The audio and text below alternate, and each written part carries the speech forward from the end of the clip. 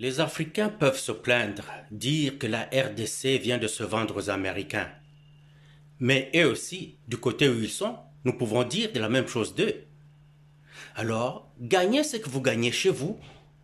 Laissez-nous gagner ce que nous gagnons chez nous. Pendant 30 ans, nous étions seuls. Personne ne parlait pour nous. On nous regardait, on riait de nous, on se moquait de nous. Alors, le président Tshisekedi vient de faire un coup de maître. Ramener les bourreaux d'hier vers son côté, donc les Américains, et il n'a plus besoin d'autres personnes. Parce que ce sont les Américains qui font la loi aujourd'hui. Que vous le vouliez ou pas, ce sont les Américains. Oui, ils sont un peu affaiblis, ils ne sont plus la première puissance écrasante qu'ils étaient, mais ils demeurent les premiers pareils. Les Chinois attendent encore leur tour qui viendra dans 15 ans. Les Russes attendent leur tour qui viendrait dans 25 ans. Mais aujourd'hui, les Américains sont les plus forts et ils se sont décidés de travailler avec la RDC. Que le Rwanda se fasse à cela.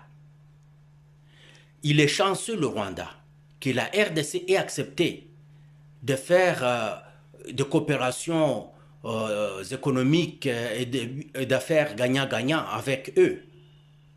C'est leur seule chance de s'en sortir. Ils ne veulent pas ça. C'est leur problème. Trump s'en fout que les Rwandais acceptent ou non. Eux, ils regardent leurs intérêts, les Américains. Et quand ils regardent leurs intérêts, ils considèrent rien d'autre. Et Tshisekedi a compris cela. On riait de Tshisekedi, qui voyageait beaucoup, qui parlotait. Aujourd'hui, il est silencieux, il reste chez lui, et c'est les autres qui voyagent beaucoup et qui parlent beaucoup. Kagame, la France ne pourra rien pour toi. La France est un pays vassal des États-Unis. La France ne peut rien. Les États-Unis ne pourront jamais céder leurs intérêts pour ceux des Français. Alors, restez au Rwanda, prenez ce que les Américains vous offrent, prenez ce que les Congolais acceptent que soit donné à vous. Et ça reste ainsi. Pour toujours et toujours. Vous disiez que personne ne peut vous mettre à genoux? Oui, vous êtes à genoux, monsieur Kagame. Vous êtes à genoux.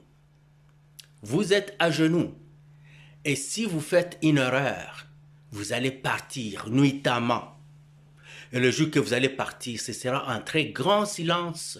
Il n'y aura pas de mort. Vous allez juste disparaître, vous et vos fils. Au revoir. Adios.